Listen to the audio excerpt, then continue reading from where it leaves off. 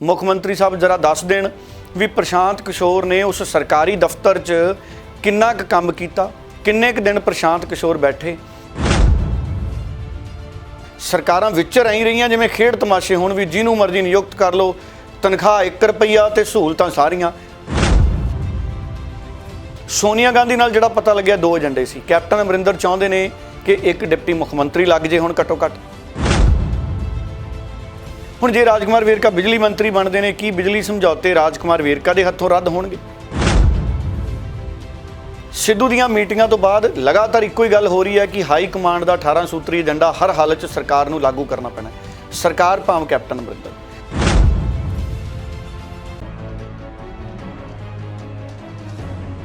सत श्री अकाल, स्वागत है सारे ही दर्शकों का। लाइव कपड़ छाण का खास प्रोग्राम वेख रहे हो तुसीं ते मैं हाँ तुहाडे नाल गगनदीप सिंह। हर उसी तरह प्रोग्राम दे विच अज भी चर्चा पंजाब दी अते मुल्क की सियासत के आले दुआले रहेगी। चर्चा करांगे कैप्टन अमरिंदर सिंह कल दिल्ली पहुंचे सी। दिल्ली दे विच पहुंच के उन्हां मुलाकात देश के गृह मंत्री अमित शाह दे नाल भी कीती है, सोनिया गांधी दे नाल भी मुलाकात हुई है ते एक मुलाकात सब तो पहला प्रशांत किशोर दे नाल हुई है। इन्हां मीटिंगां दा आखिरकार पंजाब की सियासत दे विच की आधार है, की नवां कुछ पंजाब की सियासत होण जा रहा है, इस दे उत्ते भी चर्चा प्रोग्राम दे विच करांगे ते नाल ही चर्चा जो कुछ प्रताप बाजपा ने कल पार्लीमेंट दे विच कीता है उस दे उत्ते भी करांगे। ते चर्चा आम आदमी पार्टी ने गवर्नर हाउस दे विच जाके गवर्नर नूं मंग पत्र दिता है, पंजाब दे मंत्रियों के खिलाफ उन्हां अपना रोष प्रगटाया है, उस दे उत्ते भी चर्चा जिहड़ी करांगे। किसानां दे वल्लों प्रताप सिंह बाजवा दी कदम की शलाघा की गई है। एक एक करके सारे मसलिਆਂ ਦੇ ਉੱਤੇ सवाल रहणगे। सब तो पहले डला साहब का स्वागत करते हैं। डला स्वागत है जी। बहुत बहुत धन्यवाद गगन जी, तुहाडा भी और दुनिया भर के पंजाबियों का भी। डला साहब सब तो पहला तो वधांगे दिल्ली दी वाल। जिस तरह कैप्टन अमरिंदर सिंह कल गए, सब तो पहला मुलाकात प्रशांत किशोर नाल हुंदी है, फिर सोनिया गांधी, फिर अमित शाह के घरे भी जाते हैं। कल के दिन की महत्ता नूं किद्दां वेखदे हो? पंजाब के आधार के उत्ते वेखीए तो की बनता कल की मीटिंग च? देखो, कैप्टन अमरिंदर सिंह कल ਜਿਹੜੇ दिल्ली गए हुए ने, हजे तक भी वो दिल्ली ने, वो वापस नहीं मुड़े जो पता लग्या। हुण कल कैप्टन अमरिंदर सिंह दीआं ताबड़ तोड़ मीटिंगां सी। सब तो पहला तो प्रशांत किशोर दे नाल मीटिंग हुई। प्रशांत किशोर दे नाल भी जिहड़ी मीटिंग हुई किते ना किते वो हाई कमांड के इशारे ते हाई कमांड के कहण ते हुई, क्योंकि प्रशांत किशोर तो अस्तीफा दे गए सी मुख मंत्री वाले अहुदे तो। हुण मुख मंत्री साहब ने 1 रुपये तनख्वाह ते उन्हां दी नियुक्ति कीती सी। उन्हां नाल स्टाफ तय किया गया सी, किन्ना अमला तय किया गया सी। मुख मंत्री ये भी जनतक कर देण कि प्रशांत किशोर अपने दफ्तर 'च बैठे किन्ने क दिन, क्योंकि उन्हां दे नाल स्टाफ नियुक्त किया गया सी। उत्थे कूलर पखे एसी भी चलते होणगे। सो पंजाब के खजाने का पैसा है। मुख मंत्री साहब जरा दस देण भी प्रशांत किशोर ने उस सरकारी दफ्तर च किन्ना क काम कीता, किन्ने क दिन प्रशांत किशोर बैठे, या उन्हां दा स्टाफ ही उत्थे दफ्तर दे विच काम करदा रहा ते प्रशांत किशोर आए नहीं। इहदा मतलब की है कि जे दोबारा कोई अजिही नियुक्ति होवे तो घट्टो घट्ट गगन उन्हां नाल एक एग्रीमेंट हो जाना चाहिए किसी भी व्यक्ति दे नाल, जिवें मुलाजमां नाल सरकार एग्रीमेंट करदी है ना। अजकल प्राइवेट कंपनियां मुलाजमां नूं बॉन्ड कर लैंदियां ने, तो घट्टो घट्ट कैप्टन अमरिंदर सिंह प्रशांत किशोर नाल कोई एग्रीमेंट ही कर लेंदे भी भाई घट्टो घट्ट 1 साल ये नौकरी नहीं छड्डनी, क्योंकि तेरे नाल असीं स्टाफ भी लाउणा है। फिर दफ्तर च जिहड़ा नवां दफ्तर बनया उत्थे रिपेयर भी हुई होनी है, कुछ ना कुछ चलंत खर्चे पए होने आ उत्थे। हुण उन्हां दा जिम्मेदार कौन है? इसे करके पंजाब जिहड़ा 2.5-3 लाख दा करोड़ करजाई बनया ना गगन, वो इन्हां कारणा करके बनया कि साडियां सरकारां ने अपने वित्ती साधनां दी वरतों नूं सुचੱਜੇ ढंग दे नाल अंजाम नहीं दिता। ये कोई खेड तमाशा नहीं सरकारां, पर सरकारां विच रही रहीआं जिवें खेड तमाशे हुण भी जिहनूं मर्जी नियुक्त कर लो, तनख्वाह 1 रुपया ते सहूलतां सारियां, गड्डियां, पेट्रोल, टैलीफोन। सो ये जिहड़ा सवाल है, चलो ये तो सारिਆਂ ਨੂੰ पता ही है कि ये सवाल बहुत वड्डा है, पर जिहड़ी मीटिंग हुई है कल प्रशांत किशोर नाल कैप्टन अमरिंदर दी, वो मीटिंग दे विच जरूर कैप्टन अमरिंदर ने पुछया होना है। हाई कमांड के निर्देशों तो बाद ही मीटिंग हुई होनी है, बिना हाई कमांड की मर्जी तो शायद नहीं मिले होने कैप्टन अमरिंदर। जे हाई कमांड की मर्जी बिना मिले ने फिर तो ये उन्होंने निजी मीटिंग होगी उहदे नाल, जबकि ये दौरा तो कैप्टन अमरिंदर सिंह का सरकारी सी, क्योंकि सरकारी खर्चे तो हैलीकाप्टर च गए ने मुख मंत्री साहब साडे। ये कली सवाल है, जिहड़ा कला सवाल है ना क्योंकि इहदी अपनी वक्री अहमियत है भी तुसीं सरकारी खर्चे ते जाओगे तो निजी मुलाकात क्यों करोगे?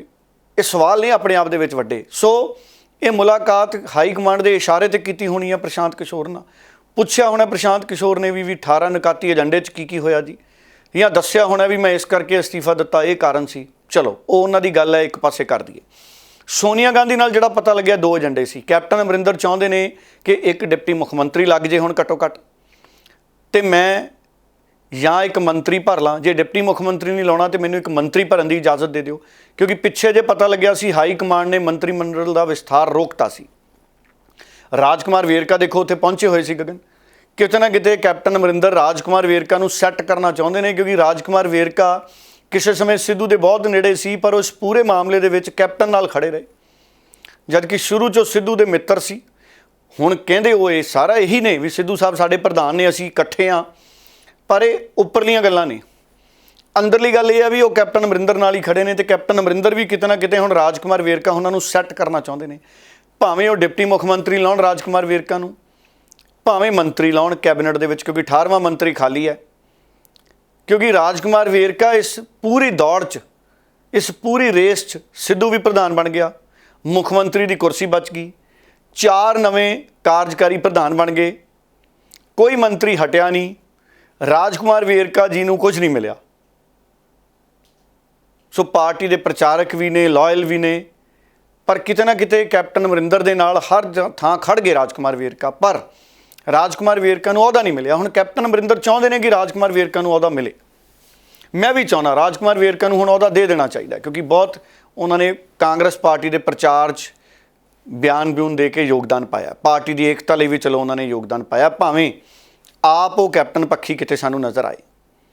ਹੁਣ ਰਾਜਕੁਮਾਰ ਵੇਰਕਾ ਅਗਰ ਬਣਨਗੇ ਗਗਨ, ਜਾਂ ਤਾਂ ਡਿਪਟੀ ਮੁੱਖ ਮੰਤਰੀ ਕੈਪਟਨ ਅਮਰਿੰਦਰ ਸੋਨੀਆ ਗਾਂਧੀ ਤੋਂ ਮਨਜ਼ੂਰੀ ਮੰਗ ਰਹੇ ਹੋਣੇ, ਜਾਂ ਵੀ ਘੱਟੋ ਘੱਟ ਅਸੀਂ ਮੰਤਰੀ ਬਣਾ ਦਈਏ, ਤੇ ਫਿਰ ਰਾਜਕੁਮਾਰ ਵੇਰਕਾ ਨੂੰ ਕੈਪਟਨ ਅਮਰਿੰਦਰ ਬਿਜਲੀ ਮੰਤਰੀ ਬਣਾ ਸਕਦੇ ਨੇ। ਹੁਣ ਜੇ ਰਾਜਕੁਮਾਰ ਵੇਰਕਾ ਬਿਜਲੀ ਮੰਤਰੀ ਬਣਦੇ ਨੇ, ਕੀ ਬਿਜਲੀ ਸਮਝੌਤੇ ਰਾਜਕੁਮਾਰ ਵੇਰਕਾ ਦੇ ਹੱਥੋਂ ਰੱਦ ਹੋਣਗੇ ਜਾਂ ਰੱਦ ਨਹੀਂ ਹੋਣਗੇ, ਇਹ ਭਵਿੱਖ ਦੱਸੂਗਾ। ਪਰ ਸਿੱਧੂ ਹੋਣਾ ਨੇ ਤਾਂ ਪੂਰਾ ਦਬਾਅ ਪਾ ਰੱਖਿਆ, ਸਿੱਧੂ ਨੇ ਔਰ ਬਾਕੀ ਵਿਧਾਇਕਾਂ ਨੇ ਪੂਰਾ ਦਬਾਅ ਪਾ ਰੱਖਿਆ। 18 ਨਿਕਾਤੀ ਪ੍ਰੋਗਰਾਮ ਕਹਿੰਦੇ ਲਾਗੂ ਕਰਾਉਣਾ ਹੈ। ਔਰ ਦੂਜਾ, ਕੈਪਟਨ ਅਮਰਿੰਦਰ ਸਿੰਘ ਨੇ ਸਿੱਧੂ ਨੂੰ ਰਿਪੋਰਟ ਨਹੀਂ ਦਿੱਤੀ ਕੋਈ ਵੀ, ਕਿਉਂਕਿ ਸਿੱਧੂ ਬਾਰ-ਬਾਰ ਲਿਖ ਕੇ ਵੀ ਦੇ ਕੇ ਆਇਆ 5 ਨਿਕਾਤੀ ਪ੍ਰੋਗਰਾਮ ਪਹਿਲਾਂ ਆਹ ਕਰ ਦਿਓ ਜੀ, 18 ਨਿਕਾਤੀ ਤਾਂ ਆਪਾਂ ਲਾਗੂ ਕਰਨਾ ਹੈ ਜੀ।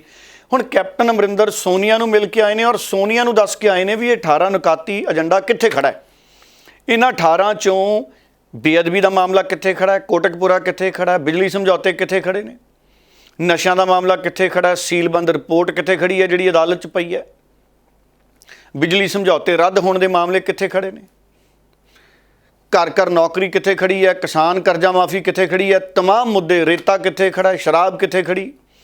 ਇਹ ਸਾਰੇ ਮੁੱਦਿਆਂ ਦੇ ਉੱਤੇ ਕੈਪਟਨ ਅਮਰਿੰਦਰ ਨੇ ਘੱਟੋ ਘੱਟ ਜਵਾਬ ਦਿੱਤਾ। ਇਹਨਾਂ 'ਚ ਹੋ ਸਕਦਾ ਕੋਈ ਇੱਕ ਅੱਧਾ 18 ਨਿਕਾਤੀ 'ਚ ਨਾ ਹੋਵੇ, ਪਰ ਰਲ ਮਿਲ ਕੇ 18 ਨਿਕਾਤੀ ਨਾਲ ਸਾਰੇ ਜੁੜ ਜਾਂਦੇ ਨੇ।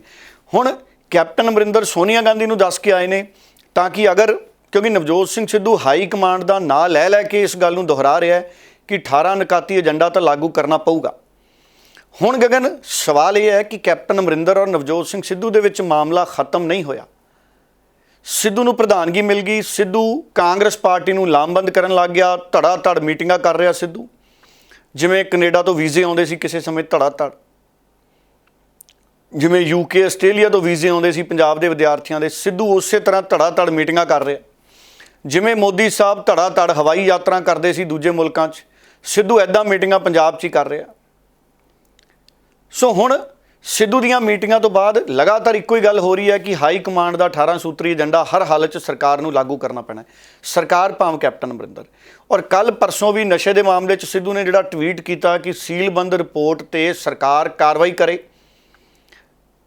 ਤੇ ਵਿਰੋਧੀ ਧਿਰ ਦੀ ਭੂਮਿਕਾ ਲਗਾਤਾਰ ਅਦਾ ਕਰ ਰਹੇ ਨੇ ਨਵਜੋਤ ਸਿੰਘ ਸਿੱਧੂ। ਹੁਣ ਨਵਜੋਤ ਸਿੰਘ ਸਿੱਧੂ ਦੀ ਭੂਮਿਕਾ ਦੇ ਵਿੱਚ ਹਾਮੀ ਹੈ ਪ੍ਰਿੰਕਾ ਗਾਂਧੀ ਦੀ ਵੀ, ਰਾਹੁਲ ਗਾਂਧੀ ਦੀ ਵੀ। ਸੋ 18 ਮੈਂਬਰੀ ਏਜੰਡੇ 'ਚ ਸਹਿਮਤੀ ਹੈ ਪ੍ਰਿੰਕਾ ਗਾਂਧੀ ਦੀ ਵੀ, ਰਾਹੁਲ ਗਾਂਧੀ ਦੀ ਵੀ, ਸੋਨੀਆ ਗਾਂਧੀ ਦੀ ਵੀ, ਔਰ ਪ੍ਰਸ਼ਾਂਤ ਕਿਸ਼ੋਰ ਦੀ ਵੀ। ਕਿਤੇ ਨਾ ਕਿਤੇ ਕੋਈ ਵੱਡੀ ਗੱਲ ਨਹੀਂ, ਪ੍ਰਸ਼ਾਂਤ ਕਿਸ਼ੋਰ ਆਉਂਦੇ ਸਮੇਂ ਦੇ ਵਿੱਚ ਰਾਹੁਲ ਗਾਂਧੀ ਦੇ ਨਾਲ ਕਾਂਗਰਸ ਪਾਰਟੀ 'ਚ ਕਿਸੇ ਵੱਡੇ ਅਹੁਦੇ 'ਤੇ ਹੋਵੇ, ਇਹ ਵੀ ਗੱਲ ਕੋਈ ਨਵੀਂ ਨਹੀਂ, ਕਿਉਂਕਿ ਸਿਆਸਤ ਹੈ, ਕੁਝ ਵੀ ਹੋ ਸਕਦਾ।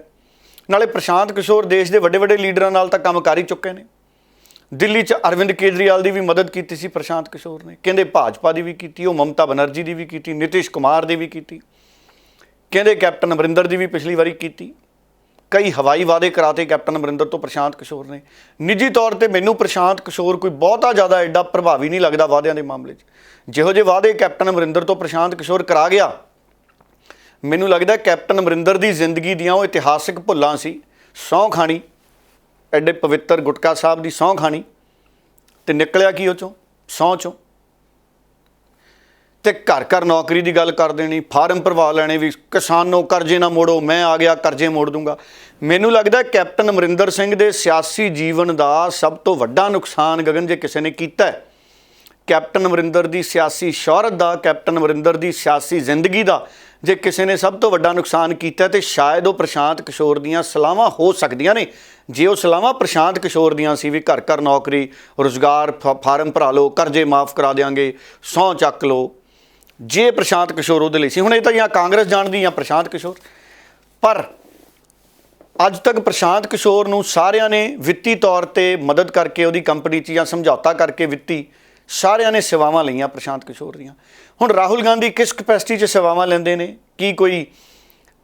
ਕੀ ਕੋਈ ਵਪਾਰਕ ਸਮਝੌਤਾ ਹੋਇਆ ਜਾਂ ਕੋਈ ਪੋਲੀਟੀਕਲ ਸਮਝੌਤਾ ਹੋਇਆ ਜਾਂ ਕੋਈ ਸੇਵਾ ਦਾ ਸਮਝੌਤਾ ਹੋਇਆ ਵੀ ਪ੍ਰਸ਼ਾਂਤ ਕਿਸ਼ੋਰ ਵੀ ਸੇਵਾ ਕਰਨਾ ਚਾਹੁੰਦੇ ਨੇ ਕਾਂਗਰਸ ਪਾਰਟੀ ਨਾਲ ਜੁੜ ਕੇ ਪੰਜਾਬ ਦੀ ਔਰ ਦੇਸ਼ ਦੇ ਲੋਕਾਂ ਦੀ? ਇਹ ਵਕਤ ਦੱਸੂਗਾ, ਜਾਂ ਜਦੋਂ ਇਹ ਲੋਕ ਸਾਰਵਜਨਿਕ ਕਰਨਗੇ ਉਦੋਂ ਪਤਾ ਲੱਗੂਗਾ। ਪਰ ਕੈਪਟਨ ਅਮਰਿੰਦਰ ਦਾ ਸਿਆਸੀ ਘਾਣ ਜ਼ਰੂਰ ਹੋਇਆ। ਹੁਣ ਸੋਨੀਆ ਗਾਂਧੀ ਨੂੰ ਕੈਪਟਨ ਅਮਰਿੰਦਰ ਨੇ ਗਗਨ ਸਾਰੀ ਗੱਲ ਸਮਝਾਤੀ। ਹੁਣ ਸਿੱਧੂ ਫੇਰ ਇੱਕ ਅੱਧੇ ਦਿਨ 'ਚ ਟਵੀਟ ਕਰੂਗਾ ਵੀ ਕੈਪਟਨ ਸਾਹਿਬ 18 ਸੂਤਰੀ ਏਜੰਡੇ 'ਚੋਂ ਕਦੋਂ ਲਾਗੂ ਕਰਨਾ ਸ਼ੁਰੂ ਕਰੋਗੇ। ਨਸ਼ੇ ਤੇ ਕੈਪਟਨ ਅਮਰਿੰਦਰ ਸਿੰਘ ਮੈਨੂੰ ਲੱਗਦਾ ਹਫ਼ਤੇ 'ਚ ਇੱਕ ਦੋ ਟਵੀਟ ਕਰੂਗਾ, ਬੇਅਦਬੀ ਤੇ ਵੀ ਕਰੂਗਾ, ਸਾਰੇ ਮਸਲਿਆਂ ਤੇ ਕਰੂਗਾ। ਨਵਜੋਤ ਸਿੰਘ ਸਿੱਧੂ ਟਵੀਟਾਂ ਨਾਲ ਸਮਝੌਤਾ ਨਹੀਂ ਕਰਦਾ। ਸੋ ਨਵਜੋਤ ਸਿੰਘ ਸਿੱਧੂ ਟਵੀਟਾਂ ਨਾਲ ਸਮਝੌਤਾ ਨਹੀਂ ਕਰਦਾ ਕਿਉਂਕਿ ਰਾਹੁਲ ਗਾਂਧੀ, ਪ੍ਰਿੰਕਾ ਗਾਂਧੀ ਔਰ ਸੋਨੀਆ ਗਾਂਧੀ ਇਹ ਚਾਹੁੰਦੇ ਨੇ ਕਿ 18 ਸੂਤਰੀ ਏਜੰਡਾ ਲਾਗੂ ਹੋਵੇ। ਬਾਕੀ ਹੁਣ ਵੇਖਦੇ ਹਾਂ ਜੀ ਆਉਂਦੇ ਸਮੇਂ 'ਚ ਕੀ ਹੁੰਦਾ। ਪਰ ਸਿਆਸਤ ਪੰਜਾਬ 'ਚ ਗਗਨ ਪੂਰੀ ਤਰ੍ਹਾਂ ਨਾਲ ਗਰਮ ਹੈ। ਹੁਣ ਮੀਟਿੰਗ ਜਿਹੜੀ ਕੱਲ ਹੋਈ, ਕੈਪਟਨ ਅਮਰਿੰਦਰ ਵੀ ਗਏ ਸੀ, ਹਰੀਸ਼ ਰਾਵਤ ਵੀ ਉੱਥੇ ਪਹੁੰਚੇ ਹੋਏ ਸੀ। ਹੁਣ ਹਰੀਸ਼ ਰਾਵਤ ਦੀ ਵੀ ਗੱਲ ਸੁਣਾ ਦਿਓ ਤਾਂ ਕਿ ਪੂਰੀ मीटिंग का ब्यौरा आ जाए।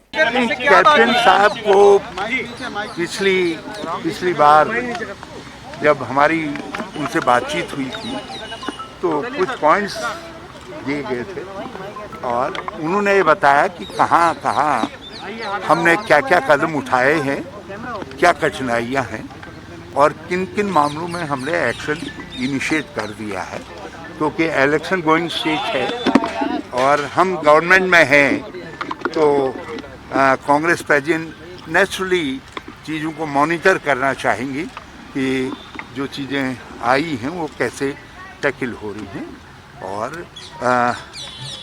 उन्होंने जो कुछ बताया कांग्रेस प्रेसिडेंट उससे संतुष्ट हैं। हाँ उन्होंने जो कदम उठाए हैं उन्होंने कहा ठीक है, दिस इज ऑल राइट। और नवजोत सिद्धू लगातार अभी भी निशाना साध रहे हैं और फिर ट्वीट करके ये भी उन्होंने कुछ संगठनात्मक बातें कही और मैं समझता हूँ उन्होंने कांग्रेस प्रेसिडेंट ने एडवाइस किया है कि गवर्नमेंट और संगठन दोनों को साथ साथ चलना पड़ेगा और दोनों को अपनी अपनी सीमाओं के अंदर काम करते हुए एक दूसरे के साथ कोऑपरेट करना। ਚੋਟਲਾ ਸਾਹਿਬ, ਉਧਰ ਆਮ ਆਦਮੀ ਪਾਰਟੀ ਨੇ ਵੀ ਪੰਜਾਬ ਦੇ ਕੁਝ ਮੰਤਰੀਆਂ ਨੂੰ ਲੈ ਕੇ ਕਹਿੰਦੇ ਕੁਝ ਗਿਣਤੀ 'ਚ ਲੈ ਕੇ ਗਈ ਸੀ, ਉਹ ਵੀ ਗਵਰਨਰ ਨੂੰ ਜਾ ਕੇ ਮਿਲੇ ਨੇ ਕਿ ਗਵਰਨਰ ਸਾਹਿਬ ਇਹਨਾਂ ਦੇ ਉੱਤੇ ਕਾਰਵਾਈ ਕਰੋ ਜਲਦ ਤੋਂ ਜਲਦ। ਹਾਲਾਂਕਿ ਵੀਪੀ ਸਿੰਘ ਬਦਨੌਰ ਹੋਣਾ ਦਾ ਵੀ ਆਉਣ ਵਾਲੇ ਦਿਨਾਂ 'ਚ ਕਹਿੰਦੇ ਕਾਰਜਕਾਲ ਖਤਮ ਹੋ ਜਾਣਾ, ਪਰ ਉਸ ਤੋਂ ਪਹਿਲਾਂ ਜਿਸ ਤਰ੍ਹਾਂ ਦੀ ਇਹ ਮੀਟਿੰਗ ਚੱਲੀ ਹੈ ਗਵਰਨਰ ਹੋਣਾ ਦੇ ਨਾਲ, ਇਹਨੂੰ ਕਿੱਦਾਂ ਵੇਖ ਰਹੇ ਹੋ? ਦੇਖੋ, ਆਮ ਆਦਮੀ ਪਾਰਟੀ ਨੇ ਚੰਗੀ ਭੂਮਿਕਾ ਕੱਲ੍ਹ ਅਦਾ ਕੀਤੀ। ਆਮ ਆਦਮੀ ਪਾਰਟੀ ਦੇ ਵਿਰੋਧੀ ਧਿਰ ਦੇ ਲੀਡਰ ਹਰਪਾਲ ਚੀਮਾ ਦੀ ਅਗਵਾਈ ਦੇ ਵਿੱਚ ਉਹਨਾਂ ਦੇ ਕਈ ਲੀਡਰ ਸੀ, ਮੀਤ ਹੇਅਰ ਵੀ ਸੀ, ਹੋਰ ਵੀ ਕਈ ਉਹਨਾਂ ਦੇ ਵਿਧਾਇਕ ਸੀ, ਕਈ ਲੀਡਰ ਸੀ। ਦੇਖੋ, 5 ਲੀਡਰਾਂ ਦਾ ਨਾਮ ਮੰਗ ਪੱਤਰ 'ਚ ਲਿਖ ਕੇ ਆਏ ਨੇ ਆਮ ਆਦਮੀ ਪਾਰਟੀ ਵਾਲੇ। ਤੁਸੀਂ ਦੇਖੋ, ਜਿਹੜਾ ਗਵਰਨਰ ਨੂੰ ਮੰਗ ਪੱਤਰ ਜਾਂਦਾ ਨਾ, ਉਹ ਇੱਕ ਬੜਾ ਅਹਿਮ ਆਫੀਸ਼ੀਅਲ ਡਾਕੂਮੈਂਟ ਬਣ ਜਾਂਦਾ ਹੈ ਕਿਉਂਕਿ ਚੋਣ ਕਮਿਸ਼ਨ ਵੱਲੋਂ ਮਾਨਤਾ ਪ੍ਰਾਪਤ ਪਾਰਟੀਆਂ ਵੱਲੋਂ ਇਹ ਮੰਗ ਪੱਤਰ ਦਿੱਤੇ ਜਾਂਦੇ ਨੇ। ਜੇ ਸਰਕਾਰਾਂ ਚਾਹੁਣ ਨਾ ਗਗਨ, ਇਹਨਾਂ ਮੰਗ ਪੱਤਰਾਂ ਦੇ ਆਧਾਰ ਦੇ ਉੱਤੇ CBI ਤੱਕ ਦੀ ਇਨਕੁਆਇਰੀ ਦੇ ਆਰਡਰ ਹੋ ਸਕਦੇ ਨੇ।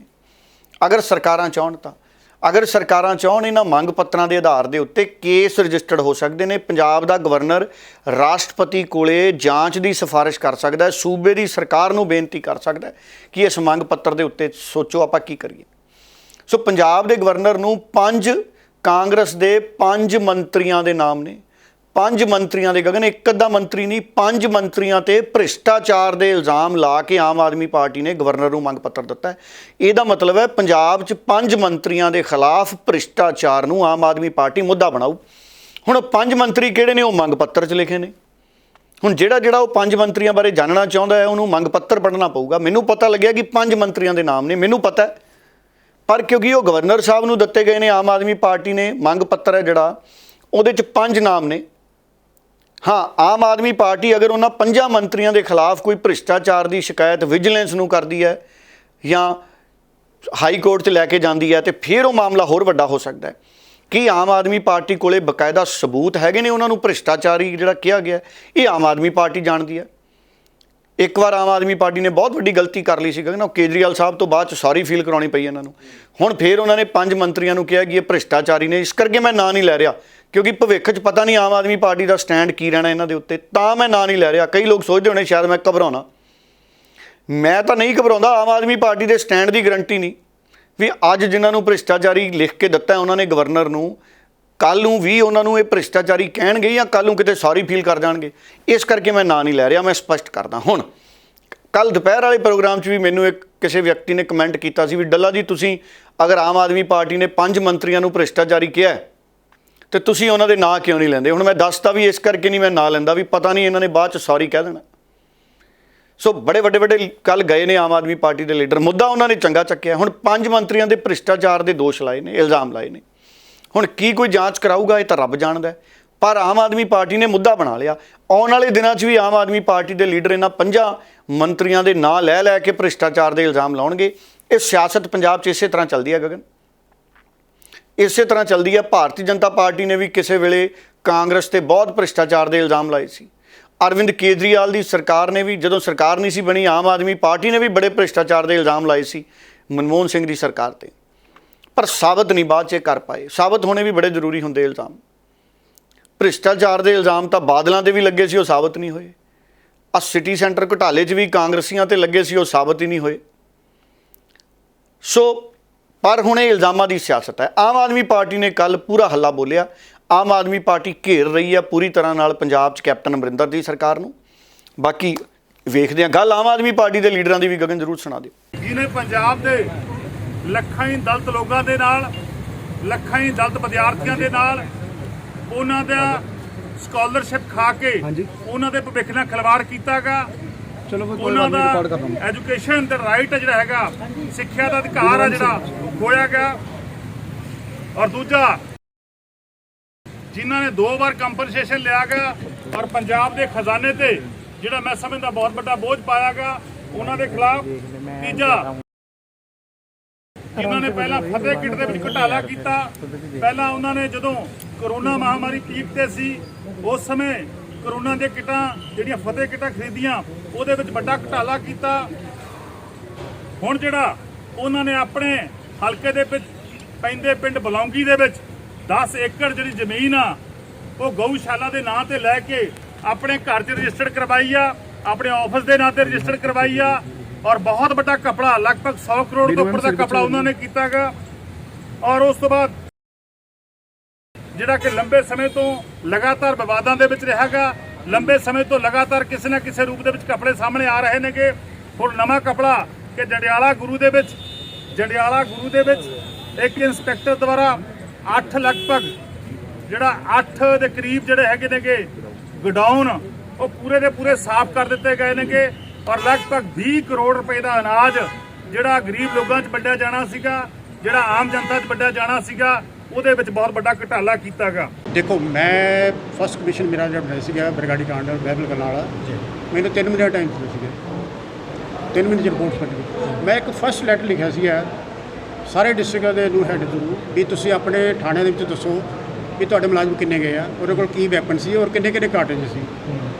ਉਹ ਇਨਫੋਰਮੇਸ਼ਨ 3 ਮਹੀਨੇ ਤੱਕ ਨਹੀਂ ਆਏਗੀ, 3 ਮਹੀਨੇ ਦੇ ਐਕਸਪਾਇਰੀ ਤੋਂ ਬਾਅਦ ਆਈ। ਇਹ ਗਵਰਨਮੈਂਟ ਦੇ ਦੇਖੋ, ਗਵਰਨਮੈਂਟ ਦੀ ਕੋਆਪਰੇਸ਼ਨ ਕੀ ਸੀ ਕਮਿਸ਼ਨ ਨਾਲ। ਉਸ ਟਾਈਮ ਅਕਾਲੀ ਗਵਰਨਮੈਂਟ ਸੀਗੀ। ਪੁਲਿਸ ਡਿਪਾਰਟਮੈਂਟ ਜਿਹੜਾ ਹੋਮ ਡਿਪਾਰਟਮੈਂਟ ਦੇ ਅੰਦਰ ਸੀ ਤੇ ਹੋਮ ਡਿਪਾਰਟਮੈਂਟ ਨੂੰ ਹੈਡ ਕਰ ਰਹੇ ਸੀ ਸੁਖਬੀਰ ਸਿੰਘ ਬਾਦਲ। ਕੀ ਸੁਖਬੀਰ ਸਿੰਘ ਬਾਦਲ ਜਾਂ ਅਕਾਲੀ ਗਵਰਨਮੈਂਟ ਨੂੰ ਯਾਦ ਨਹੀਂ ਸੀਗਾ ਵੀ ਇਹਨਾਂ ਨੂੰ ਕੋਈ ਇਨਫੋਰਮੇਸ਼ਨ ਨਹੀਂ ਆ ਰਹੀ ਤੇ ਰਿਪੋਰਟ ਕਿਵੇਂ ਆਏਗੀ। ਉਸ ਤੋਂ ਬਾਅਦ 3 ਮਹੀਨੇ ਤੇ ਮੈਂ 3 ਮਹੀਨੇ 'ਚ ਰਿਪੋਰਟ ਸਬਮਿਟ ਕਰਤੀ, ਲੇਕਿਨ ਮੇਰੀ ਰਿਪੋਰਟ ਟੇਬਲ ਨਹੀਂ ਕੀਤੀ।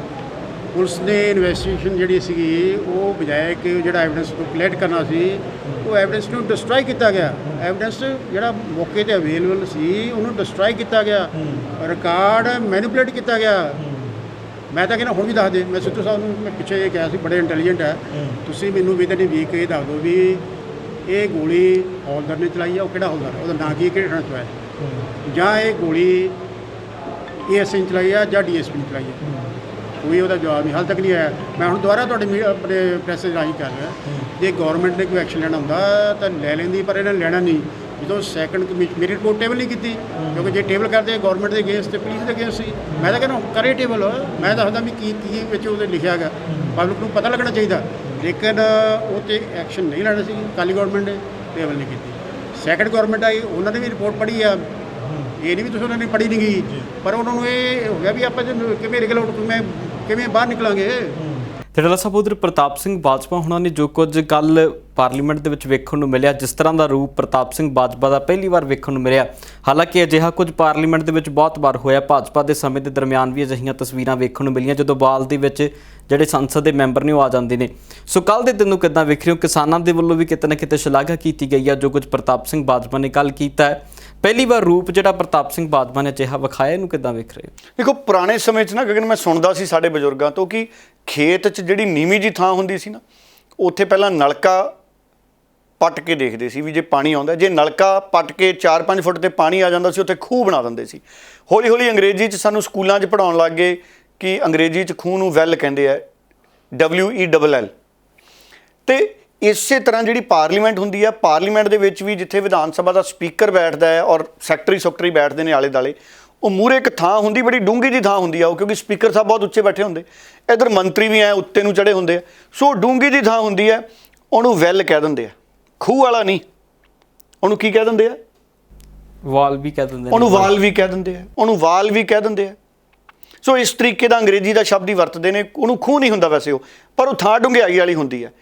ਹੁਣ ਪ੍ਰਤਾਪ ਬਾਜਵਾ ਕਹਿੰਦੇ ਉੱਥੇ ਪਹੁੰਚ ਗਿਆ, ਉੱਥੇ ਪਹੁੰਚ ਕੇ ਪ੍ਰਤਾਪ ਬਾਜਵੇ ਨੇ ਪ੍ਰੋਟੈਸਟ ਕੀਤਾ। ਉੱਦਾਂ ਵੀ ਕਈ ਲੋਕ ਉੱਥੇ ਪਹੁੰਚ ਜਾਂਦੇ ਨੇ ਆਮ ਸਮਿਆਂ ਦੇ ਵਿੱਚ ਵਿਰੋਧ ਕਰਨ ਵਾਲੇ, ਉੱਥੇ ਪਹੁੰਚਣ ਤਾਂ ਬੜਾ ਬੁਰਾ ਮਨਾਉਂਦੇ ਨੇ ਸਾਰੇ ਵੀ ਉਹ ਜਿਹੜੀ ਖਾਲੀ ਥਾਂ ਹੈ ਉਹ ਇਸ ਤਰੀਕੇ ਨਾਲ ਉੱਥੇ ਸ਼ੋਰ ਸ਼ਰਾਬਾ ਹੰਗਾਮਾ ਨਹੀਂ ਹੋਣਾ ਚਾਹੀਦਾ, ਕਿਉਂਕਿ ਉੱਥੇ ਇੱਧਰ ਉੱਧਰ ਇਲੈਕਟ੍ਰੋਨਿਕ ਟਾਈਪਿਸਟ ਕੰਪਿਊਟਰ ਸੈਕਟਰੀ ਅਮਲਾ ਬੈਠਾ ਹੁੰਦਾ ਹੈ, ਕਾਗਜ਼ ਪੱਤਰ ਨੋਟ ਕਰਨ ਵਾਲਾ, ਰਿਕਾਰਡ ਚਾੜਨ ਵਾਲਾ, ਜੋ ਭਾਸ਼ਣਬਾਜ਼ੀਆਂ ਹੁੰਦੀਆਂ ਨੇ ਪਾਰਲੀਮੈਂਟ ਦੇ ਵਿੱਚ, ਕੋਈ ਬਹਿਸ ਵਸਈਆ ਹੁੰਦਾ ਹੈ, ਕੋਈ ਕੁਰਸੀ ਲਹਿਰਾ ਦਿੰਦਾ ਪਾਰਲੀਮੈਂਟ 'ਚ, ਕੋਈ ਪਾਰਲੀਮੈਂਟ 'ਚ ਕਾਗਜ਼ ਫਾੜ ਦਿੰਦਾ ਹੈ। ਵੈਸੇ ਤਾਂ ਆਪਾਂ ਕਈ ਵਾਰੀ ਦੇਖਦੇ ਹਾਂ, ਇੱਕ ਵਾਰੀ ਨੋਟ ਹੀ ਲਹਿਰਾਤੇ ਸੀ ਪਾਰਲੀਮੈਂਟ 'ਚ ਜਦੋਂ ਚਰਨਜੀਤ ਸਿੰਘ ਅਟਵਾਲ ਸਾਹਿਬ ਸੀਗੇ ਆਪਣੇ ਡਿਪਟੀ ਸਪੀਕਰ ਲੋਕ ਸਭਾ ਦੇ। ਸੋ ਬੜੇ ਰੰਗ ਅਜੀਬ ਦਿਖਦੇ ਨੇ ਸਾਨੂੰ ਪਾਰਲੀਮੈਂਟ ਦੇ ਵਿੱਚ ਵੀ। ਕਈ ਵਾਰੀ ਤਾਂ ਇੱਕ ਆਪਣੇ ਰਾਹੁਲ ਗਾਂਧੀ ਉਹਨਾਂ ਨੇ ਅੱਖ ਹੀ ਚਲਾਤੀ ਸੀ ਪਾਰਲੀਮੈਂਟ 'ਚ, ਉਹ ਅੱਖ ਬੜੀ ਮਸ਼ਹੂਰ ਹੋਈ ਰਾਹੁਲ ਗਾਂਧੀ ਦੀ, ਉਹਦਾ ਬੜਾ ਨੁਕਸਾਨ ਹੋਇਆ ਸਿਆਸੀ ਤੌਰ 'ਤੇ ਰਾਹੁਲ ਗਾਂਧੀ ਨੂੰ, ਕਿਉਂਕਿ ਪੋਲੀਟੀਕਲ ਤੌਰ 'ਤੇ ਮੈਚਿਓਰ ਲੋਕ ਨੇ ਜਿਹੜੇ, ਉਹ ਅੱਖ ਦੀ ਸਿਆਸਤ ਨਹੀਂ ਕਰਦੇ, ਉਹ ਸੱਚੀ ਜ਼ੁਬਾਨ ਦੀ ਸਿਆਸਤ ਕਰਦੇ ਨੇ। ਸੋ ਰਾਹੁਲ ਗਾਂਧੀ ਦੀ ਗਲਤੀ ਸੀ ਜਿਹੜੀ ਉਹਨੇ ਉਹ ਜੋਤੀਰਾਦਿੱਤਿਆ ਸਿੰਧੀਆ ਦੇ ਨਾਲ ਰਾਹੁਲ ਗਾਂਧੀ ਨੇ ਜਿਹੜਾ ਅੱਖ ਮਟੱਕਾ ਕੀਤਾ ਸੀ। ਜੋਤੀਰਾਦਿੱਤਿਆ ਸਿੰਧੀਆ ਚਲਿਆ ਗਿਆ, ਉਹ ਵੀ ਅੱਖ ਮਾਰਨੀ ਵੀ ਕੰਮ ਨਹੀਂ ਆਈ ਰਾਹੁਲ ਗਾਂਧੀ ਸਾਹਿਬ ਦੀ, ਹੈ ਜੀ। ਸੋ ਉਹ ਬੜਾ ਨੁਕਸਾਨ ਹੋਇਆ ਸਿਆਸੀ ਤੌਰ 'ਤੇ। ਰਾਹੁਲ ਗਾਂਧੀ ਨੇ ਉਸ ਦਿਨ ਜਿਹੜੀ ਉਹ ਘਟਨਾ ਨੂੰ ਅੰਜਾਮ ਦਿੱਤਾ ਸੀ, ਪੋਲੀਟੀਕਲ ਘਟਨਾ ਸੀ ਮੈਂ ਕਹੂੰਗਾ, ਉਹਦਾ ਬਹੁਤ ਨੁਕਸਾਨ ਹੋਇਆ ਰਾਹੁਲ ਗਾਂਧੀ ਦਾ, ਕਿਉਂਕਿ ਉਹਦੇ ਨਾਲ ਇੱਕ ਪੋਲੀਟੀਕਲ ਜਿਹੜੀ ਇੱਕ ਮੈਚਿਓਰਿਟੀ ਦੀ ਗੱਲ ਸੀ, ਪਰਿਪੱਕਵਤਾ ਇਹਨੂੰ ਹਿੰਦੀ 'ਚ ਕਹਿੰਦੇ ਨੇ, ਪੰਜਾਬੀ 'ਚ ਕਹਿ ਦਿੰਦੇ ਨੇ ਵੀ ਆਪਾਂ ਕਿਸੇ ਵਿਅਕਤੀ ਨੂੰ ਬਹੁਤ ਗੂੜ ਗਿਆਨੀ ਸਮਝਦੇ ਹਾਂ। ਉਸ ਗੱਲ ਦੇ ਉੱਤੇ ਸਵਾਲ ਖੜੇ ਹੋਏ ਸੀ ਰਾਹੁਲ ਗਾਂਧੀ ਦੇ ਵੀ ਇਹ ਕੀ ਕਰ ਰਿਹਾ ਰਾਹੁਲ ਗਾਂਧੀ, ਉਹਦਾ ਨੁਕਸਾਨ ਹੋਇਆ ਰਾਹੁਲ ਗਾਂਧੀ ਨੂੰ। ਨਹੀਂ ਤਾਂ ਸੀਟਾਂ ਵੱਧ ਜਾਣੀਆਂ ਸੀ ਲੋਕ ਸਭਾ 'ਚ ਕਾਂਗਰਸ ਦੀਆਂ, ਹੋ ਸਕਦਾ ਨੇੜੇ ਆ ਜਾਂਦੇ ਸਰਕਾਰ ਬਣਾਉਣ ਦੇ ਕਿਤੇ, ਪਰ ਮੋਦੀ ਸਾਹਿਬ ਫਿਰ ਇੰਨੀਆਂ ਸੀਟਾਂ ਨਾਲ ਨਹੀਂ ਸੀ ਜਿੱਤਦੇ। ਉਸ ਅੱਖ ਦਾ ਬਹੁਤ ਨੁਕਸਾਨ ਹੋਇਆ ਦੇਸ਼ ਭਰ 'ਚ। ਹੁਣ ਸਵਾਲ ਇਹ ਹੈ ਵੀ ਪ੍ਰਤਾਪ ਬਾਜਵਾ ਨੇ ਜਿਹੜਾ ਖੇਤੀ ਕਾਨੂੰਨਾਂ ਦੀ ਕਾਪੀ ਪਾੜੀ ਹੈ, ਉਹਦਾ ਉਹਦਾ ਰੌਲਾ ਪੂਰਾ ਪੈ ਰਿਹਾ।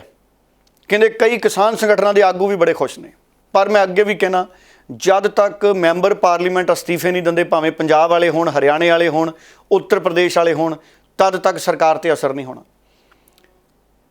ਬਿੱਲ ਦੀ ਕਾਪੀ ਪਾੜਨ ਨਾਲ ਪਾਰਲੀਮੈਂਟ ਦੇ ਵਿੱਚ ਕੁਝ ਨਹੀਂ ਹੋਣਾ। ਕਿਸਾਨਾਂ ਨੇ ਇੰਨੀਆਂ ਸ਼ਹੀਦੀਆਂ ਦੇਤੀਆਂ, ਦੱਸੋ ਉਹ ਵੱਡੀਆਂ ਨੇ ਜਾਂ ਇੱਕ ਬਿੱਲ ਦੀ ਕਾਪੀ ਪਾੜਨਾ ਵੱਡਾ? ਗਗਨ, ਨਾਲੇ ਪ੍ਰਤਾਪ ਬਾਜਵਾ ਸਾਹਿਬ ਨੂੰ ਵੀ ਆਪਣਾ ਸਟੈਂਡ ਮਜ਼ਬੂਤ ਰੱਖਣਾ ਪੈਣਾ। ਆ ਕੈਪਟਨ ਅਮਰਿੰਦਰ ਨੂੰ ਵੀ ਉਹਨਾਂ ਨੇ ਅਲਟੀਮੇਟਮ ਦਿੱਤਾ ਸੀ ਪੰਜਾਬ 'ਚ ਇੱਕ ਬਹੁਤ ਵੱਡਾ। ਸੋ ਜਿਹੜੀ ਮੀਟਿੰਗ ਕੀਤੀ ਸੀ ਸਿਸਵਾ ਫਾਰਮ 'ਚ, ਉਸ ਤੋਂ ਬਾਅਦ ਪ੍ਰਤਾਪ ਸਿੰਘ ਬਾਜਵਾ ਦਾ ਜਿਹੜਾ ਸਟੈਂਡ ਸੀ ਜਾਂ ਉਹਨਾਂ ਦਾ ਜਜ਼ਬਾ ਸੀ, ਕਮਿਟਮੈਂਟ ਸੀ ਪੋਲੀਟੀਕਲ, ਉਹਨਾਂ ਦੇ ਬਿਆਨਾਂ ਦੀ, ਉਹਨਾਂ ਦੀ ਭਰੋਸੇਯੋਗਤਾ 'ਤੇ ਸਵਾਲ ਖੜੇ ਕਰਦੇ ਨੇ ਵਿਰੋਧੀ। ਹੁਣ ਇਸ ਕਰਕੇ ਮੈਂ ਤਾਂ ਇਹ ਮੰਨਦਾ ਵੀ ਬਿੱਲ 'ਚ ਕਾਪੀ ਫੜਨ ਨਾਲ, ਵੈਲ 'ਚ ਜਾ ਕੇ ਕਾਪੀ ਫੜਨ ਨਾਲ ਗਗਨ, ਮੈਨੂੰ ਨਹੀਂ ਲੱਗਦਾ ਕੋਈ ਬਹੁਤ ਵੱਡਾ ਇਹਦਾ ਕੋਈ ਅਚੀਵਮੈਂਟ ਹੋਣੀ ਹੈ। ਕਿਉਂਕਿ ਮੈਂ ਅੱਗੇ ਵੀ ਕਹਿਣਾ ਹੁੰਦਾ, ਪੰਜਾਬ 'ਚ ਸਿੱਧੂ ਜੋ ਮਰਜ਼ੀ ਕਰੀ ਜਾਵੇ, ਦੇਸ਼ 'ਚ ਕੋਈ ਵੀ ਪੋਲੀਟੀਕਲ ਲੀਡਰ ਜੋ ਮਰਜ਼ੀ ਕਰੀ ਜਾਵੇ, ਜਦ ਤੱਕ ਮੋਦੀ ਸਾਹਿਬ ਕਾਨੂੰਨਾਂ ਨੂੰ ਰੱਦ ਨਹੀਂ ਕਰਨਾ ਚਾਹਣਗੇ, ਕਾਨੂੰਨ ਰੱਦ ਨਹੀਂ ਹੋਣੇ। ਜਦ ਤੱਕ ਮੁੱਖ ਮੰਤਰੀ ਕੋਈ ਕਾਰਵਾਈ ਪੰਜਾਬ 'ਚ ਨਹੀਂ ਕਰਨੀ ਚਾਹਣਗੇ, ਪੰਜਾਬ 'ਚ ਕੁਝ ਨਹੀਂ ਹੋਣਾ। ਜਦ ਤੱਕ ਪੰਜਾਬ ਦੇ ਮੁੱਖ ਮੰਤਰੀ ਨਹੀਂ ਚਾਹਣਗੇ ਕਿ ਰੇਤੇ ਦੀ ਪਾਲਿਸੀ ਬਣਾਈਏ, ਸਰਕਾਰੀ ਸ਼ਰਾਬ ਦੀ ਸਰਕਾਰੀ ਪਾਲਿਸੀ ਬਣਾਈਏ, ਰੁਜ਼ਗਾਰ ਮਿਲਣ, ਆਪਾਂ ਬੰਦੇ ਗ੍ਰਿਫਤਾਰ ਕਰੀਏ ਵੱਖ-ਵੱਖ ਮਾਮਲਿਆਂ 'ਚ, ਜਾਂ ਆਪਾਂ ਘਰ ਘਰ ਨੌਕਰੀ ਦੇਣੀ ਹੈ। ਮਤਲਬ 18 ਨੁਕਾਤੀ ਏਜੰਡਾ ਵੀ ਜਦ ਤੱਕ ਕੈਪਟਨ ਅਮਰਿੰਦਰ ਸਿੰਘ ਨਹੀਂ ਚਾਹਣਗੇ ਮੈਂ ਲਾਗੂ ਕਰਾਂ, ਨਹੀਂ ਹੋਣਾ। ਠੀਕ ਉਵੇਂ ਜਿਵੇਂ ਜਦ ਤੱਕ ਮੋਦੀ ਸਾਹਿਬ ਨਹੀਂ ਚਾਹਣਗੇ ਵੀ ਮੈਂ ਖੇਤੀ ਕਾਨੂੰਨ ਰੱਦ ਕਰਨੇ ਆ, ਰੱਦ ਨਹੀਂ ਹੋਣੇ।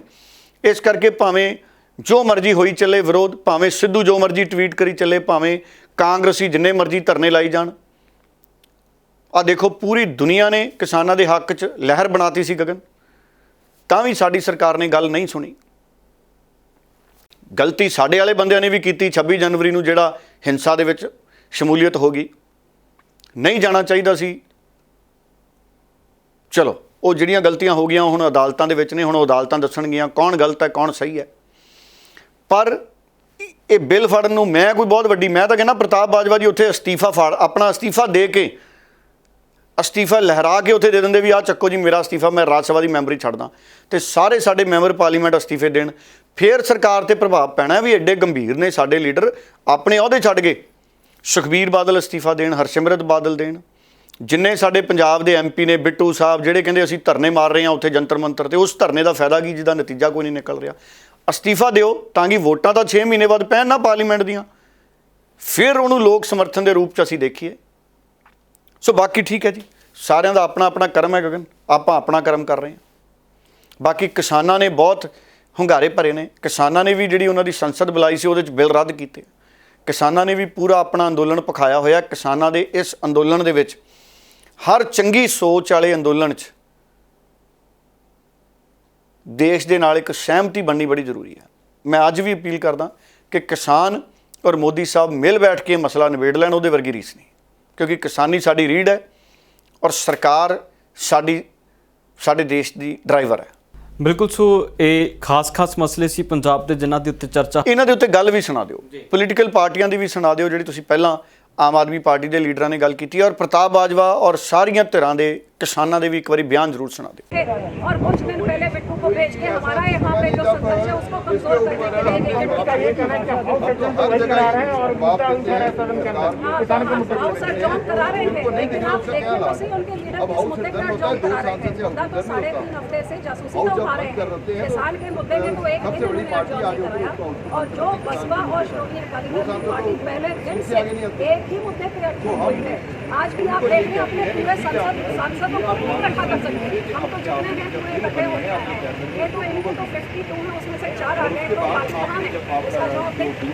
ਬਿਲਕੁਲ। ਸੋ ਸੰਸਦ ਤੋਂ ਲੈ ਕੇ ਸੜਕ ਤੱਕ ਕਿਸਾਨਾਂ ਦਾ ਪ੍ਰਦਰਸ਼ਨ ਲਗਾਤਾਰ ਜਾਰੀ ਹੈ। ਇੱਕ ਪਾਸੇ ਕਿਸਾਨਾਂ ਦੀ ਪਾਰਲੀਮੈਂਟ, ਦੂਜੇ ਪਾਸੇ ਜੋ ਪ੍ਰਤਾਪ ਸਿੰਘ ਬਾਜਵਾ ਨੇ ਕੀਤਾ ਉਹ ਵੀ ਸੁਰਖੀਆਂ ਦੇ ਵਿੱਚ ਹੈ। ਸੋ ਪ੍ਰਤਾਪ ਸਿੰਘ ਬਾਜਵਾ ਨੇ ਅੱਜ ਦੇ ਦਿਨ ਨੂੰ ਲੈ ਕੇ ਵੀ ਕਿਹਾ ਹੈ ਕਿ ਅੱਜ ਵੀ ਕੁਝ ਵੱਡਾ ਕਰਾਂਗੇ ਪਾਰਲੀਮੈਂਟ ਦੇ ਵਿੱਚ। ਸੋ ਉਹ ਕੀ ਕਰਦੇ ਨੇ ਅੱਜ ਦੇ ਦਿਨ ਦੇ ਵਿੱਚ ਵੀ ਵੇਖਣ ਵਾਲਾ ਰਹੇਗਾ, ਜਦੋਂ ਪ੍ਰਤਾਪ ਸਿੰਘ ਬਾਜਵਾ ਦੇ ਵੱਲੋਂ ਕੋਈ ਸਰਗਰਮੀ ਕੀਤੀ ਜਾਂਦੀ ਹੈ ਜਾਂ ਬਾਜਵਾ ਦੇ ਉੱਤੇ ਕੋਈ ਕਾਰਵਾਈ ਹੁੰਦੀ ਹੈ।